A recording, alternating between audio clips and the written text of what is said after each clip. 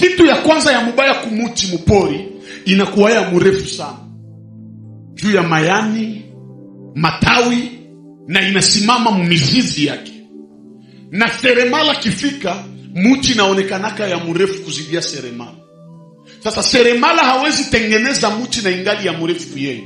Lazima kwanza angushe muti, ilale, njua inyangule yepeke. Siye na umina we kama mti, kuko vyenye Yesu hawezi fanya kwetu kama tungana naonesha tuko ba mrefu. Mpaka tuitike ashushe burefu yetu. Ile burefu ni kiburi yenye unakuwaka nayo. Ile kutaka ona saa vile wenjo wa yulu kuzidia watu yote. Ile maisha Yesu hawezi fika na we fasi na huko na jiinua. Wajiinuao watashushwa na Bwana, na wajishushao watainuliwa na Bwana. Ambia jirani, wakati ingine kuona hacha kiburi. Alama 5 za mtu wa kiburi. Alama ya kwanza, mtu wa kiburi hasikie shauri. Ukimshauria nasema hatuko nivo moja na wewe. Na hivyo nimesema unamaliza, mimi navijua. Nyamanza, usishinde hata nasema. Alama ya pili ya mtu wa kiburi, mtu wa kiburi anaonaka anajua kuzidia watu yote. Bongo yako haujui kuzidia watu yote. Kuko vyenye unajua vyenye hatujue, na siko vyenye tunajua haujui. Sasa usitake tupanda kukichwa. Unatuzidia na sisi tunakuzidia. Kila mtu anakuwaka na kenye anazidia mwenzake. Sasa usitake tawala na kupanda yulu ya vichwa ya watu. Juu unajua kitu fulani, unanishinda muile domain, na mimi muile domain mimi nakuzidia. Nilisemaka zamani, mtu akikuzidia Fransai mzidie Kiswahili. Akikuzidia Kiswahili mzidie Kindande. Si unaweza piga tu Kinande mzuri sana. Sijui kama unanisikia. Akikuzidia unene mzidie wembamba. Akikuzidia urefu mzidie ufupi. Akikuzidia makuta mzidie krizi. Na umwambie saa hii niko krizi, mekesho Mungu wa saison atanipatia na mimi. Hapana panda yule ya vichwa ya watu. Ukweli huweka mtu huru. Yohana sura 8 na mstari wa 32. Nanyi mtaifahamu kweli, nayo hiyo kweli itawaweka huru. Ukweli wa Biblia unaleta uhuru wa kiroho na wa maisha. Neno la Mungu ni safi na la kuaminika. Zaburi sura 12 na mstari wa 6. Tunao tena moyo wa shukrani kwa Mungu kutujaliza neema ya kuwa hapa hii asubuhi. Amen. Najua kabla tumalize, kwa wale ambao watachelewa tena tutakumbusha wale ambao watakuja baadaye. Amen. Salimia jirani, mwambie sema saison. Sasa kuko kode moya ya asubuhi. Na kusalimu mjakazi wa Mungu. Kode ya asubuhi hii, kila asubuhi ndakuwa nafundisha. Amen. Na tuko na message ya inasema hii asubuhi zote saison ya muti katika kibanda cha seremala. Salimia jirani, mwambie wakati wa muti katika kibanda cha seremala. Hii njo tutakuwa nayo somo hii asubuhi zote. Amen. Isaya 44:13 peke yake. Mina isoma katika jina la Yesu Kristo. Mu français nasema hivi: les charpentiers étend les cordeaux, il fait un tracé avec les crayons, il façonne avec les couteaux et il marque ses dimensions avec les compas. Parole du Seigneur. Tutashangilia kwa ajili ya usomi wa neno la Mungu. Mkiswahili nasema hivi: seremala hunyosha kamba ama uzi yake, huiandika kwa bikari. Au minarudilia, seremala hunyosha kamba au uzi yake, huiandika, hapana bikari lakini kwa kalamu ya mate, huitengeneza kwa randa, huichora kwa bikari, huifanza kwa mfano wa mwanadamu, kwa uzuri wa mtu, ili ukae nyumbani. Amen. Tuikale sasa na tukuwashangilia usomi ya neno. Ukweli huweka mtu huru.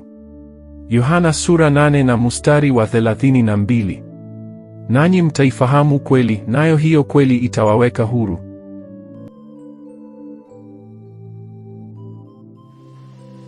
Kama uko na kae, vraiment na kuomba uko naandika, sababu kuna mengi tutafunzwa hii asubuhi na kila asubuhi. Kabla niende mbali, Isaya 44 mstari wa 13. Seremala ni Yesu Kristo.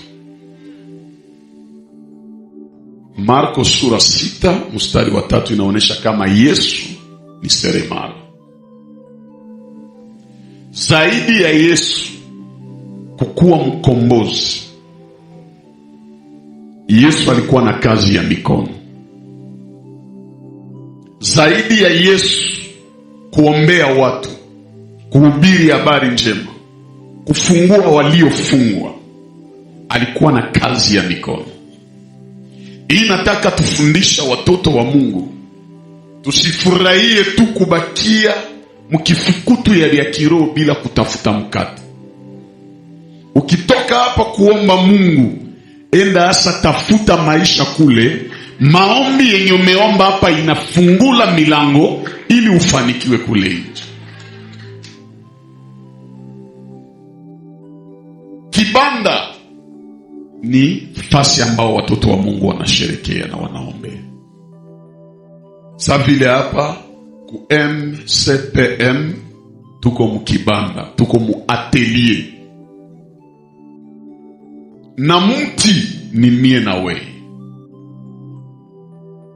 Luka 23 mstari wa 31.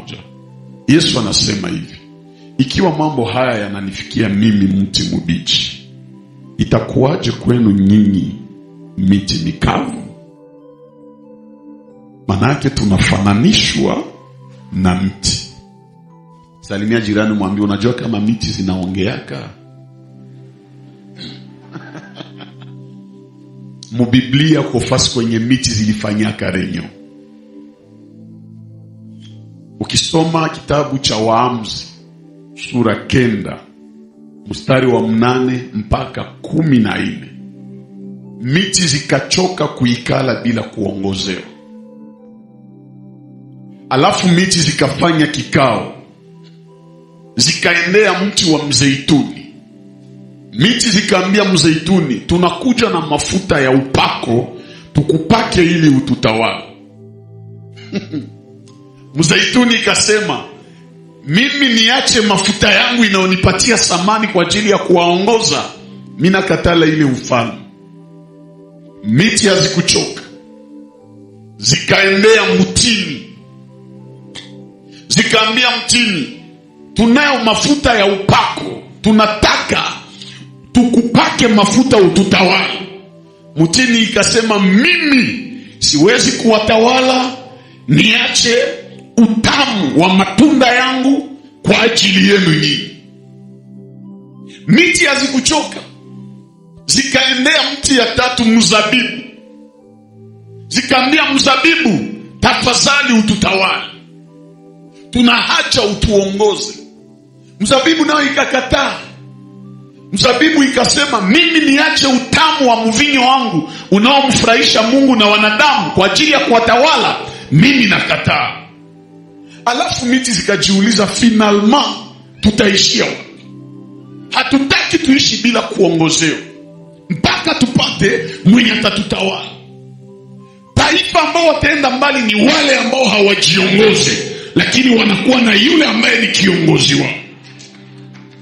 Kwa hii miti zikaendea mti ya miba, zikakutana kijiti kilichokuwa na jaa miba. Zikaambia kijiti, mti ya miba, tumeendea miti 3 wamekatala tuongoze, tunakuja kwako wewe ututawale, utuongoze. Mti ya miba haikukatala. Wa kwanza anaweza kukatala, wa pili anaweza kukatala, wa tatu anaweza kukatala, lakini haiko siku zote njoo utakataliwaka. Kuna wale watakukubali tu hata kama wengine walikukataa.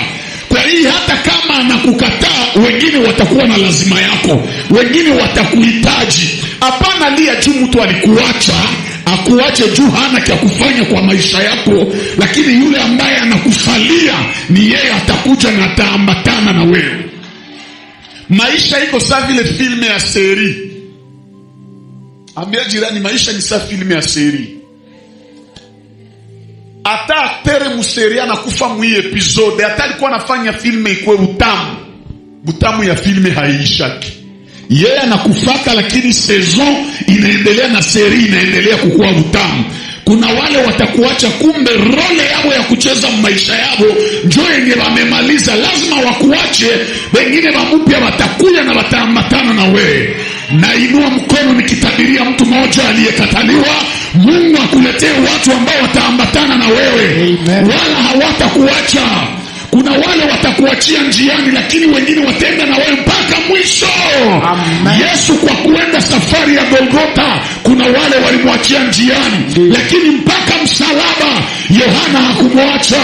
Mpaka Yesu akamwona, akamwambia, mwana, tazama mama yako. Kumbe na Maria naye hakumwacha, akasema, mama, na wewe tazama mwana wako. Niko naambia mtu mmoja, kama wamoja walikuacha ni chini ya mlima, lakini juu ya mlima kuna wale wataambatana na wewe. Amen. Na juu ya mlima ni kuinuliwa, sababu mwenye iko yule ya mlima anainuliwa. Kuna wale walikuacha ni sababu bado maisha ilikuwa iko chini. Atakapo kuinua Bwana, kuna wengine wataambatana na wewe, kuna wengine watakusogeza na kukuhimiza. Hapana lia juu wamekuacha. Watu wakikuacha, Mungu hayakuacha. Na ninachokipenda, walimwacha Yesu, lakini juu ya mlima wa Golgotha Yesu akasema, mikononi mwako Baba. Manake hata wengine wameniacha, Mungu angali na mie. Yes. Na Paulo anasema, Mungu akiwa upande wetu, nani atakuwa juu yetu? Ule Mungu akushangaze kwa jina la Yesu. Amen. Ule Mungu akuheshimishe kwa jina la Yesu. Yes. Ule Mungu akuinue na kukupandisha juu katika jina la Yesu. Salimia jirani, mwambie hata wanakuacha haiko wote njoo watakuacha. Pana wengine watakuhitaji. MCPM wamoja wameenda, muwaache waende. Hawayamaliza Mungu hapa. Kama Mungu angali hapa, hii huduma itaexplose ajabu. Kama mlikuwa hamjue, Butembo kama itaishi reve itaanzia hapa hapa. Amen. Sema hapa hapa. Njoo kwenye itaanzia. Piga jirani mkono, mwambie hapa hapa njoo itaanzia. Hapa hapa njoo itaanzia. Mamilionea Butembo humu njoo watatokea. Yes. Bafamda fer, baomda fer, humu njoo watatokea. Yes. Wale ambao wataleta heshima ya Kongo, inatangaza watokee humu. Amen. Muia nsepem, ministre watatokea humu. Amen. Badepite watatokea humu. Amen. Bachef di personnel watatokea humu. Amen. Bachef d'entreprise watatokea humu. Amen. Olala, ikuwe kwako kwa jina la Yesu. Sitaki ionekane limoya, ifanyike mara 7 kwako kwa jina la Yesu. Amen. Power. Bwana asifiwe. Zaidi. Utukufu imurudilie Bwana. Amen. Sasa miti sasa inaitika mutini, muti kijiti kabambia hivi. Mimi naitika ni waongozi. Lakini tunapatana leo. Kisi mumekuya kwangu. Mwenye tapingana na hii agano tunafanya, moto itatoka ndani yangu na itachoma pori yote ya miti ya Lebanon. Lakini mwenye anabakia na heshimia hii agano, ataishi chini ya kivuli yangu na hakuna kibaya kitamfikia. Hizi miti 3 ni wanani? Na hii mti ya miba ni nani? Mti ya kwanza ingelikatala ni mti ya mizeituni. Mnajua ni juu ya nini? Juu siku Noa alijenga safina, kisha kutoka safinani, mbele atoke njiwa ilimuleteaka liani ya mzeituni. Noa hakuelewa maono, akajenga, akapanda shamba, akalima shamba ya mizabibu, ikamtoshea kinywaji, akalewa na laana ikaingia. Maana Olivier kakuwa incapable kuleta sali. Mutini hayo ileta probleme mu jardin d'Eden. Njo yenye Adamu alienda chuma mayani inajifunika kako. Pali yokoe mtu, Mungu akaitosha, akamchinjia mtu nyama, akamvalisha ngozi. Ilibidi muti ya tatu itokee, nayo ni mzabibu. Njo ile yenye lilewesha Noa laana ikaingia mdunia, pali baraka ingia. Sasa ilibidi kuonekane muti moya yenye itakuwa na miba yenye taitika iokoe miti yote, na ile muti ni Yesu Kristo ambaye ni muti wa uzima. Gisi ni muti wa uzima, alikuwa nakosa miba jua kuwe muti ya miba. Salienda Golgotha wakamujengea taji ya miba. Tukimwamini pale Golgotha hatutalungula, taishi katika neema yake. Amen. Lakini yeyote atapingana naye, moto ya jehanamu itamchoma. Kwa hiyo unaheri wewe mwenye uliamini Yesu, kiamvuli yake njoo inakufunikaka. Amen. Na kiamvuli ya Yesu kikuwa yulu yako, ataba kutege mtego utairuka, ataba kutilie sumu hautakufa, ataba kupangia mabaya ye hakuna kitakupata. Patia jirani high five, umwambie hauyakufaka ni juu Yesu anakufunikaka. Hauyakufaka juu Yesu anakufunikaka. Mwambie unajua wangapi wanatakaka upate haya. Juu ya nini haiyakupataka? Kuna muti ilibeba miba msalabani. Oh la la. Na kitu mimi napenda wanaita taji ya nini? Ya miba. Miba njoo ya mubaya, lakini taji ni jina mzuri. Narudilia, miba njoo ya mubaya, jina lumizi, lakini taji ni jina ya mzuri. Juu taji ni juu ya wafalme, miba ni mateso. Kuko maadui wanakupangiaka mateso, wanawaza utakufa, kumbe biko na kujengea taji ya utawala wako. Yes. Taji ya ufalme wako, taji ya utukufu wako. Salimia jirani, mwambie bali kutega kumbe yuko kutengenezea ufalme. Bali kutega kumbe yuko na kutengenezea ufalme. Ni munawaza bandugu yake na Yusufu wangejua kama kumuuzishe na mpeleka kwenda kwa mfalme Misri, bangemuuzishaka? Hapana. Kuko byenye Mungu aliruhusu adui akufanyizie, juu adui atumike mpla ya Mungu ya wewe kuinuliwa. Amen. Ndio maana kama kungali vingine vyenye batafanya juu tuingie makusudi ya Mungu, bakuye mbio, bakuye mbio, bakuye mbio. Ukweli huweka mtu huru. Yohana sura 8 na mstari wa 32. Nanyi mtaifahamu kweli, nayo hiyo kweli itawaweka huru. Banatia Yesu kumsalaba, banawaza alikuwa mtesi, kumbe liko na hakikisha alipewa jina kubwa kuliko jina zote. Salimia sa jirani, mwambie wakati wa muti katika kibanda cha seremala. Hapa ningali mu introduction ya hii message, si ya ianza. Kitabu cha Isaya nabii njo mwenye anatuambia vya charpentier, vya menuisier. Anasema seremala ananyosha uzi, au kwa kifupi seremala anatumikisha vifaa vinne. Cha kwanza anatumikisha ni kamba, ya pili anatumikisha ni crayon, ya tatu anatumikisha kisu, na ya nne anatumikisha kompa. Tunajua kompa. Sasa menuisier gani mwanaweza tumikisha kompa? Mbele niende kule, wataalamu wanaita kitabu ya Isaya Biblia ndogo. Kwa nini kitabu ya Isaya ni Biblia ndogo? Ni sababu hiki kitabu kiko na chapitre, sura 66. Na Biblia tunayoitumia ina vitabu 66. Hiyo ni sababu ya kwanza. Sababu ya pili ambayo inaacha wanaita kitabu cha Isaya kuwa kitabu Biblia ndogo, ni sababu Isaya anazungumzia juu ya Yesu tu. anazungumzia kuzaliwa ya Yesu, mateso ya Yesu na utukufu ya Yesu. Vile vile Biblia yote kutokea mwanzo mpaka Ufunuo ni Yesu tu ndio Biblia inazungumzia. Ulikuwa unajua kama Biblia yote ni Yesu ndio wanazungumzia? Na ba demontrer verse za mingi mwagano la kale ukizifuatilia zilikuwa natupeleka kwa Yesu. Mungu aliumba musiku ngapi? Siku 6. Akapumzika siku. Tuone kama Yesu yuko mzile siku 6. Kwanza mbele tuingie msiku 6. Biblia inasema Mwanzo 1:1. Katika mwanzo Mungu akaumba nini?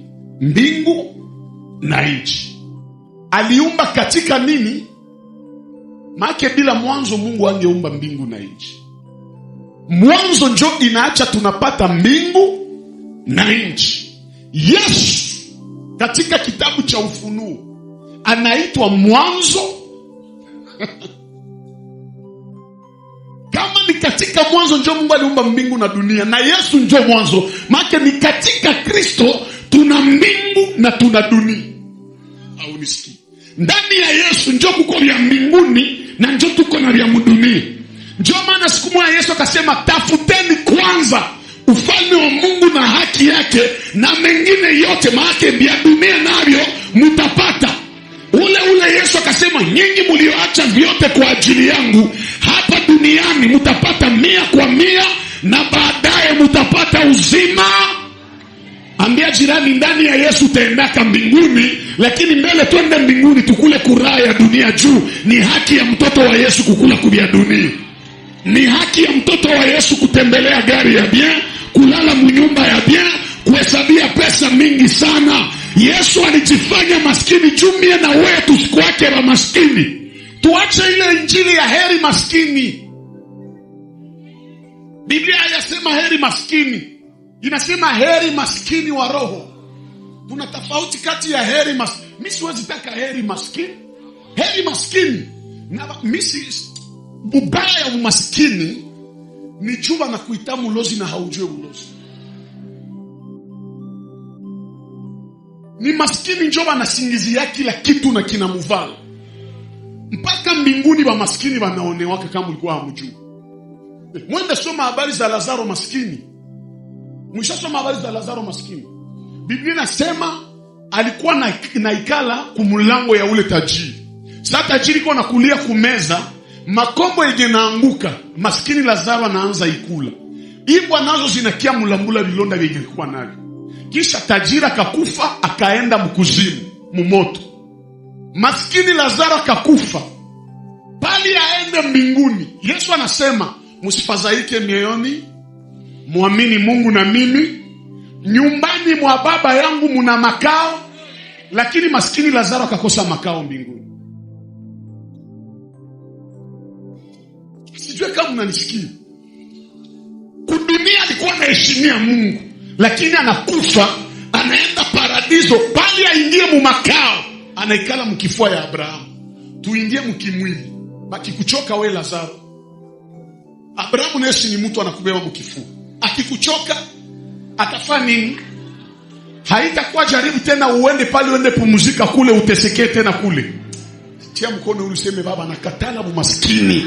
Katala umaskini. Sema mina laani umaskini mjamaa yangu.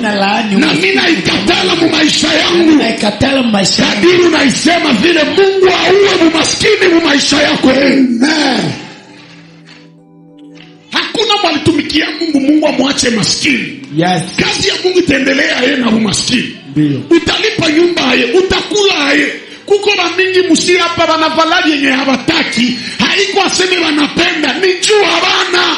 Mungu waemse tena kutosha mroho umaskini katika jina la Yesu. Salimia jirani mwambie nachukia umaskini. Nachukia umaskini. Kisha mwambie na kuambia katala umaskini. Katala umaskini. Umaskini na zaraulishaka sana. Frere hata ukwe na mafavori. hata uko na botea ye frere, unaweza chumbia fie anakupenda, lakini mwenye iko na zake anakukula. Mulikuwa hamjui? Basi watakupatia mwanamke kudeni. Unawaza hapa wanaweza bariki ndoa yako na hukupana dote. Niko naombea wenye habana pesa, Mungu awapatie pesa kwa jina la Yesu. Naombea wenye habana pesa, Mungu awapatie utajiri. Napokea. Isaya anasema mtumishi wangu atapenya, atainuliwa na atapanda juu zaidi. Toka chini panda juu, katika heshima, katika fedha na mali, kwa jina la Yesu. Amen. Mina katala amini Mungu mwenye ni mwenye fedha na dhahabu, kisha mie nikuwe maskini. Yes. Mungu gani yule? Na tuulizane kweli. Yesu alisema, aseme nyiwe muliacha vyote hapa kudunia mtapata nini? Kisha baadaye nini? Uzima wa milele. Sasa kesho yangu ni, si Mungu ndio alituahidi vyote viwili? Ndio. Akikuima vya hapa, assurance gani tuko nao kama atakupatia mbinguni? Mashaka tu. Ni question. Ule Mungu mwenye unaamini anakuima vya hapa kudunia, kisha nini utatuambia juu tuitike kama mbinguni utaingiaka?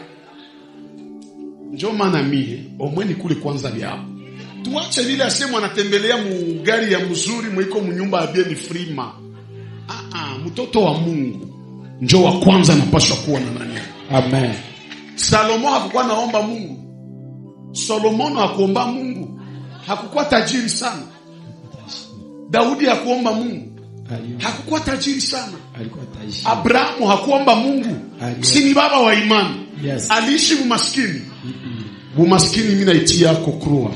Amen.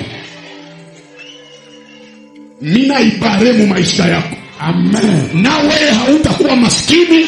Yes. Kizazi yako yote wataishi utajiri. Yes. Ile andiko yenye nasema ni baraka za Bwana ndizo zinatajirisha, wala hazichangamane na mateso. Yes. Ile verse ivale maisha yako kwa jina la Yesu. Amen.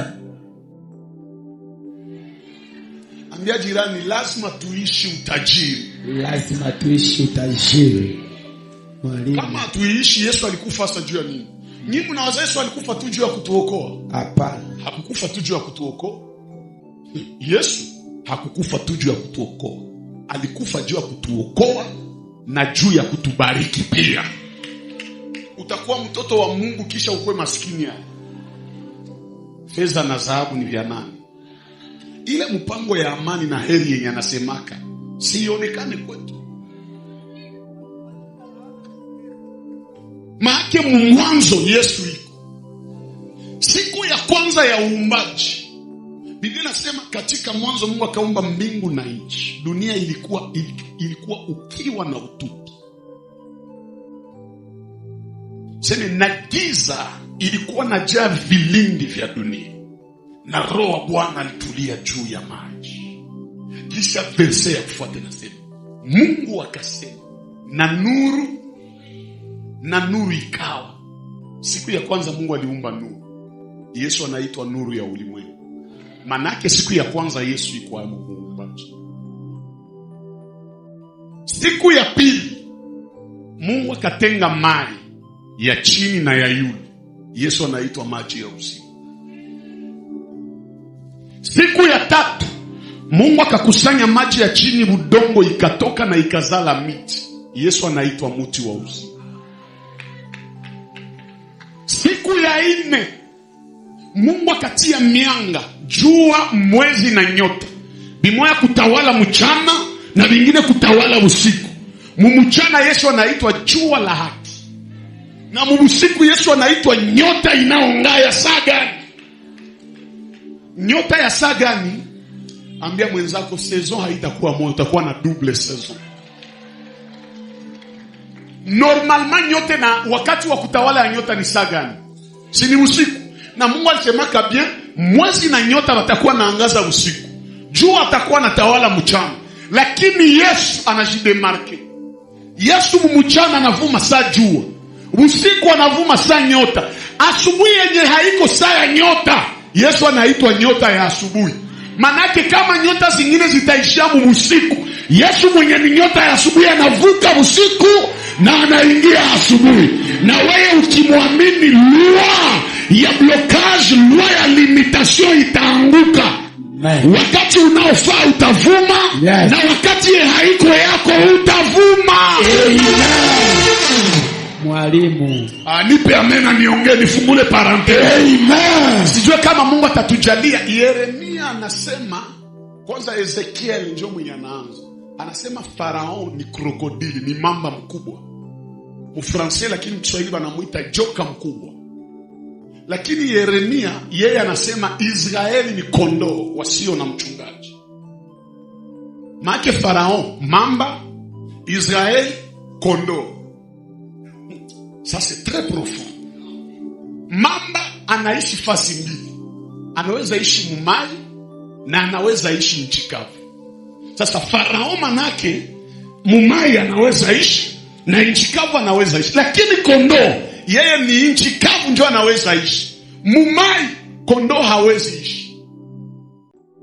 Sasa Farao mwenye banaita mamba akatawala Israeli miaka mingi sana.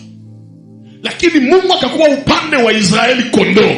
Mpaka kilonda ya 10 mwana mzaliwa wa kwanza wa Farao anakufa. Farao aliyekaambia Israeli mwende. Mungu akapitishia Israeli ngambo ya mai.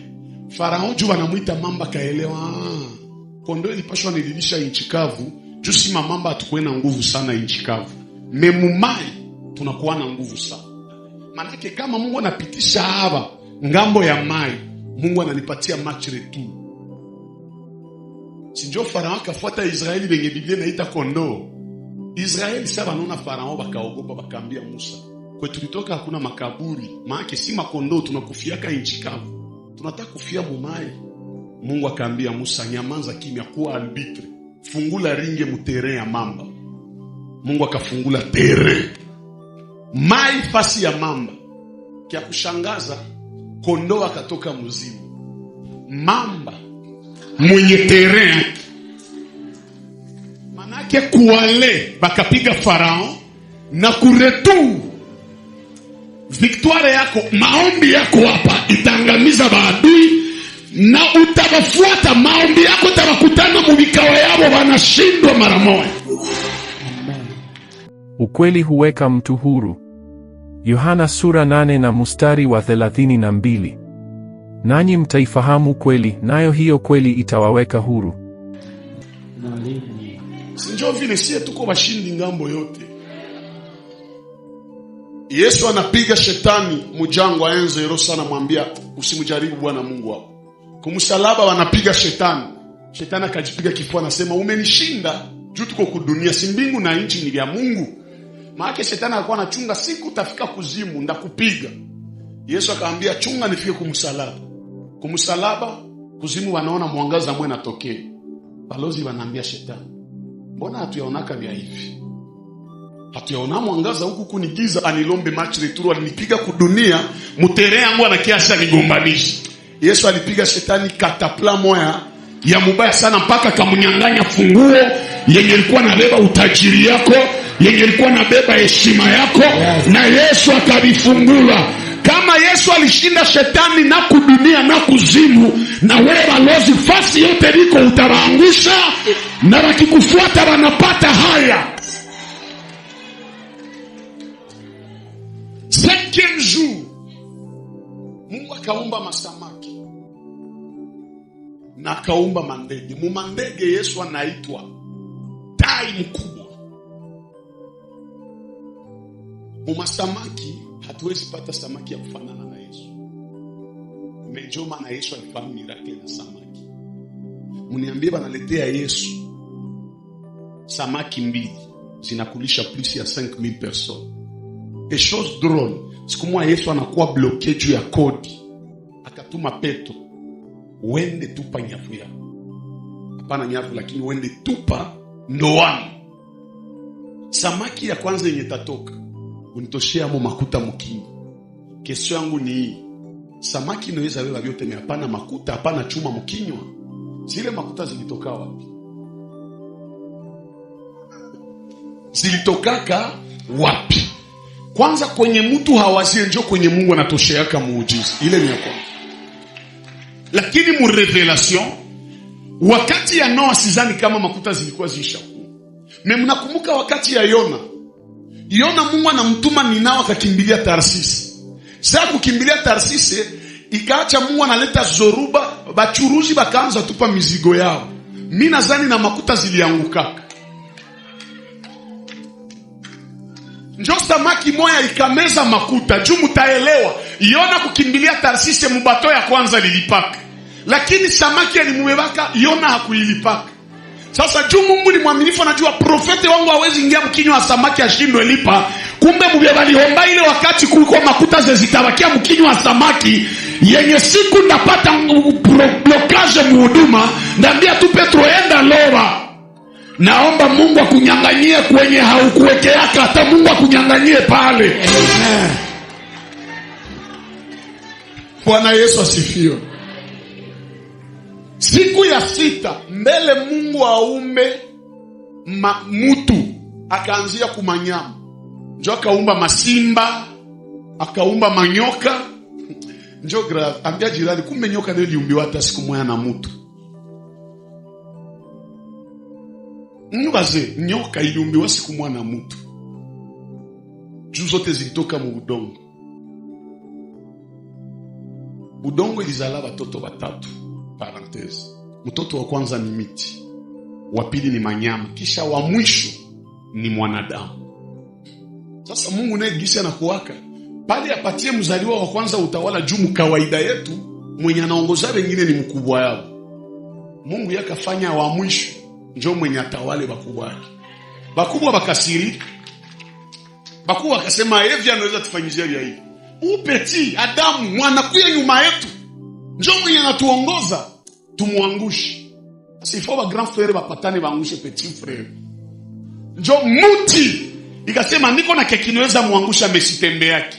Mumanyama nyoka akasema tupatane nyoka na muti. Bakapatana juu baangushe petit frère. Na petit frère akaanguka. Sasa Mungu akasirika akasema vile ba grand frère balipatana juu baangushe petit frère. Na mie Mungu ile njia yao njoo natumikisha juu nirudishe petit frère mudrua yake. Samu sana kuya juu Mungu akuwe nakubali watu. Ifo makuni zinalungula na manyama zinauao. Hamone kama nyama na miti zinakutanana bakubwa ya mtu juu mtu akuwa en reconciliation na Mungu. Mungu akaona vile vinamushinda, yepeke akavana mwili. Yohana kamuita mwana kondoo. Sali elewa niko kondoo. Manake nyama ifo ipatane na muti juu mtu arudie mudrua yake. Njoo Yesu akatafuta msalaba alama ya muti juu muti na nyama virudishe mtu muhaki yake. Ile njia yenye shetani alitumikisha kujaribia, njoo ile njia Mungu atatumikisha juu kuheshimisha. Amen. Sijui kama kwa Mungu ananielewa kabisa. Yes. Okay. Sasa mumanyama Yesu yepeke ni mwana kondoo na yepeke ni simba wa kabila la Yuda. Na kwa wanadamu Yesu ni mwana wa Adamu. Sinaona kama msiku 6 za uumbaji Yesu iko. Siku ya 7 Mungu akapumzika, Yesu yepeke ndio sabato yetu. Maana msiku 7 za uumbaji Yesu iko ndani. Muwatu ya agano la kale Yesu iko mwao. Muadamu, Adamu ni picha ya Yesu. Soft tu zambi ya Adamu. Mfano, Adamu juu apate mwanamke, si Mungu alipasula mbavu yake. Yesu naye juu apate kanisa ilibidi bamtohole mbavu.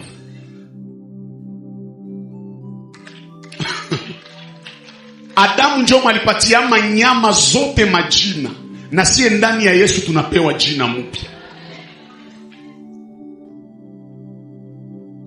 Adamu, jambo naipenda sana. Huyu Adamu muulimwengu ya mafundisho hakueleza siku. Juu Petro anasema miaka 1000 kwa Mungu ni kama siku.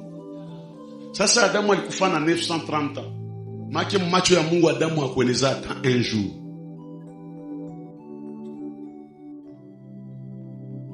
Na njoo kwenye Yesu anashindia Adamu pale.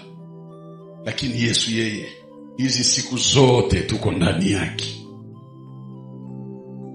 Bakina Abeli ni picha ya Yesu.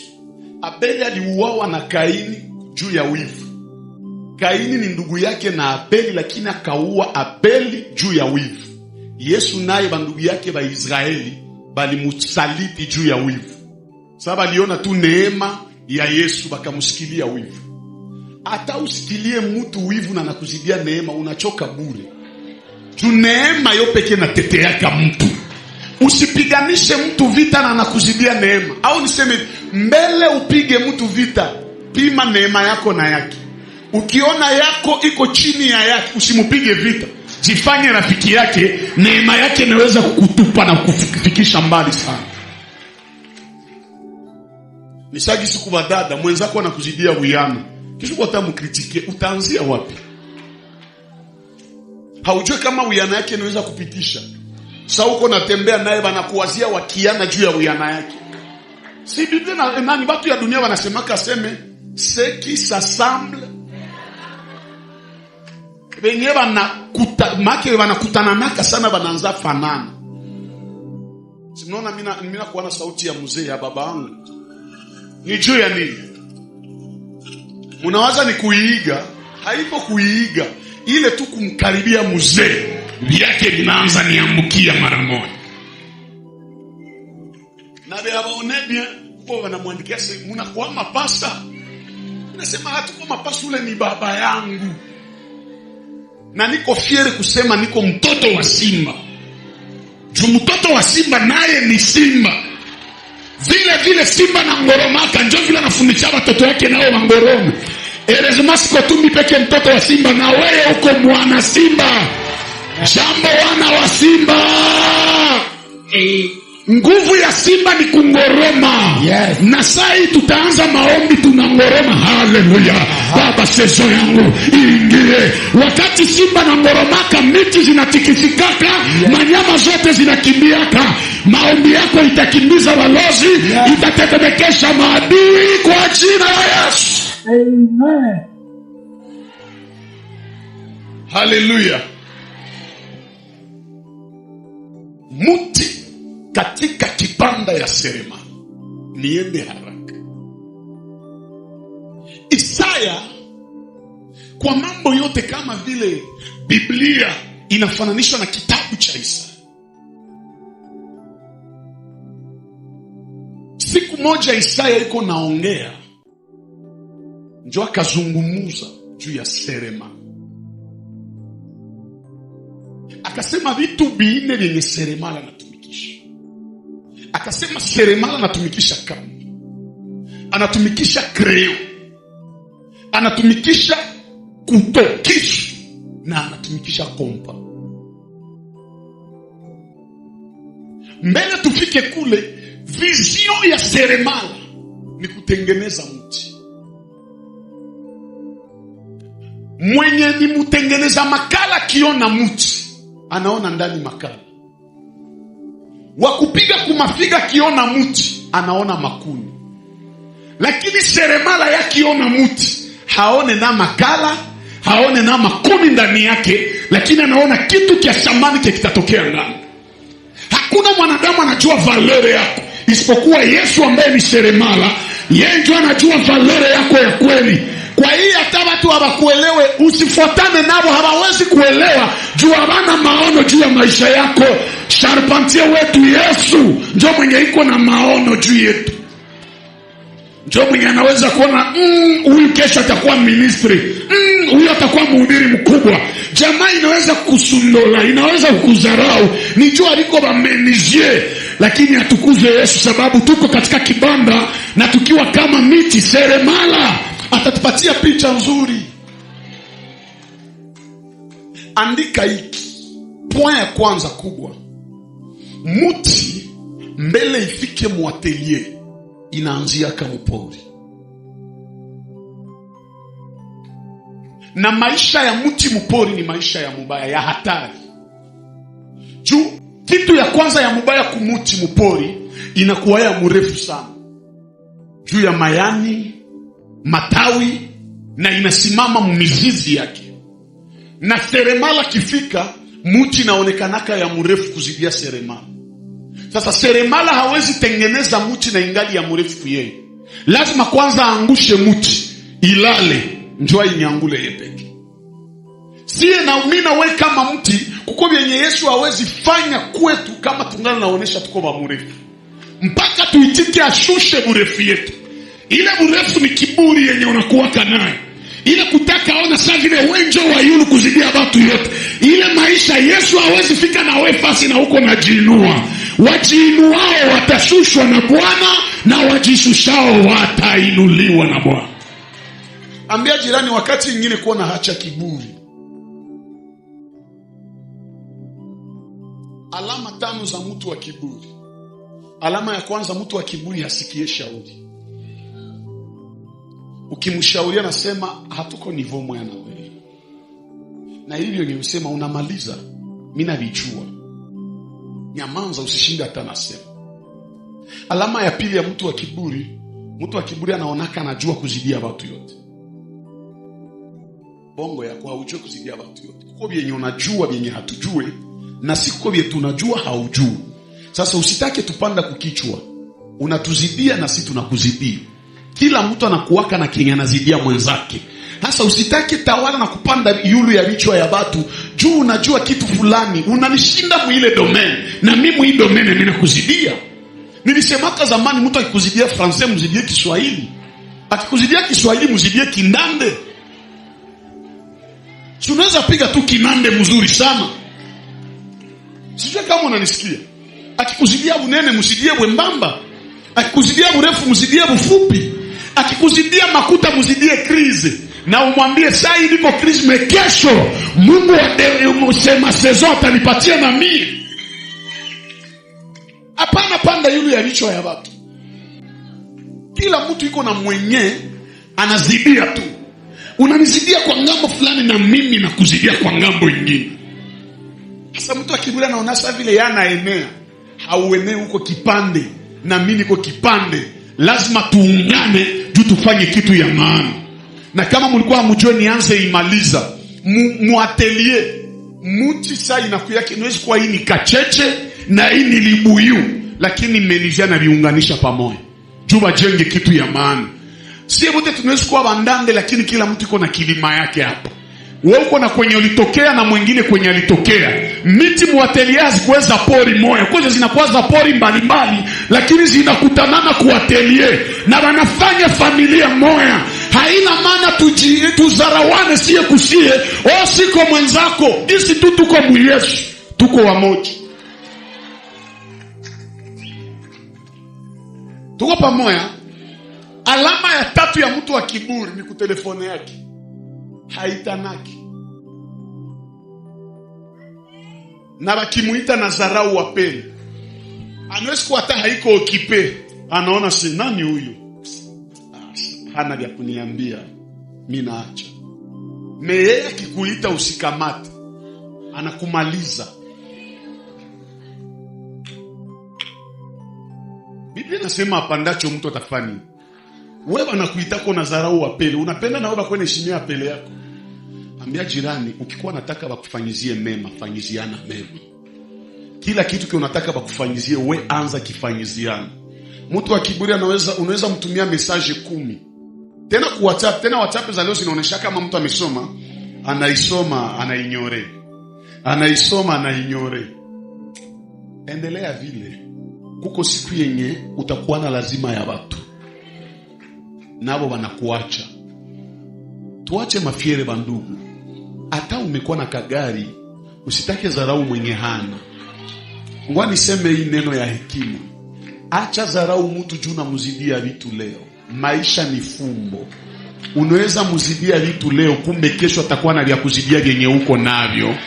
Na unamusikia haya. Hasa juu sisikie haya, ule mtu mwenye umedharau leo, mupatie tu heshima zake, ili kesho anaweza hata kukusaidia. Ukweli huweka mtu huru. Yohana sura 8 na mstari wa 32. Nanyi mtaifahamu kweli, nayo hiyo kweli itawaweka huru. Tuko pamoja. Mina wakia na 5 minutes. alama ingine ya mtu wa kiburi.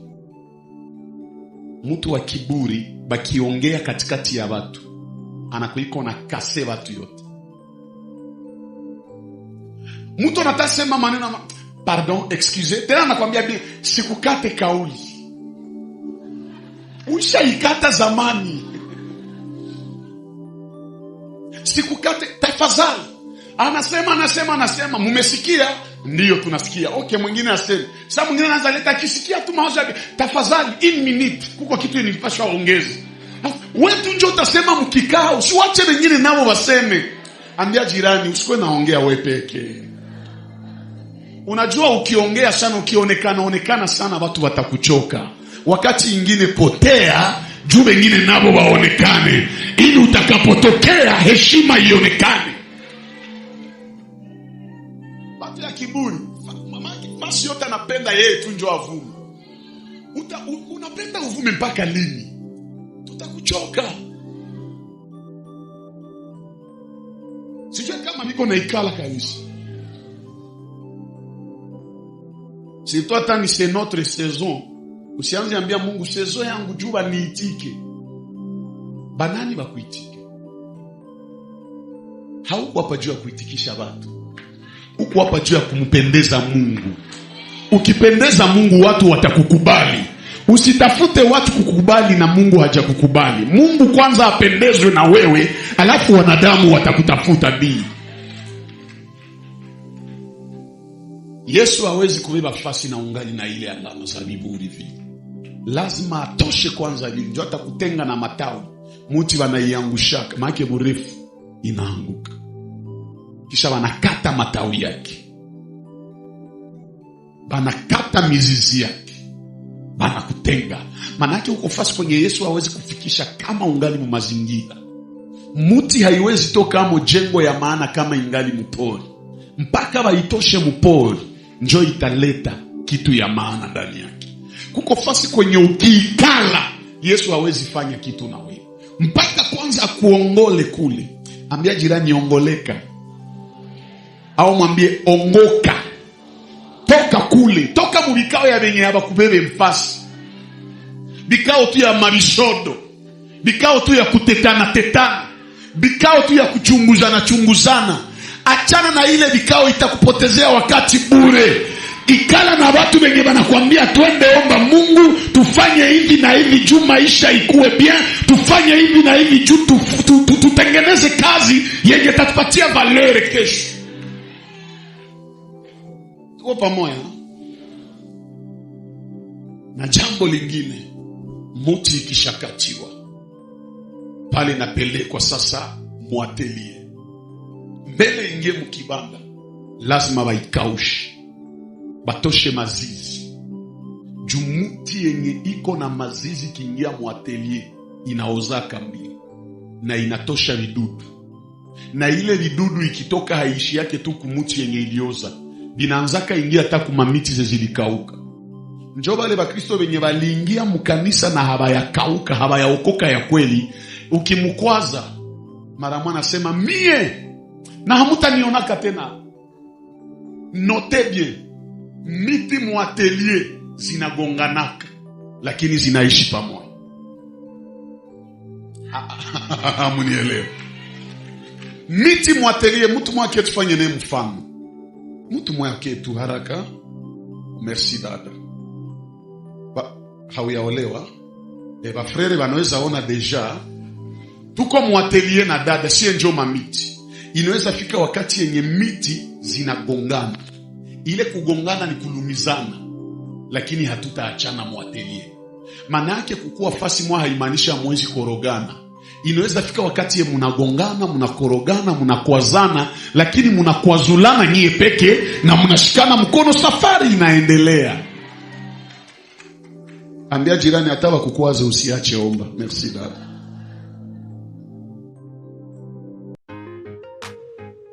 Abonnez-vous, aimez et activez le cloche de notification.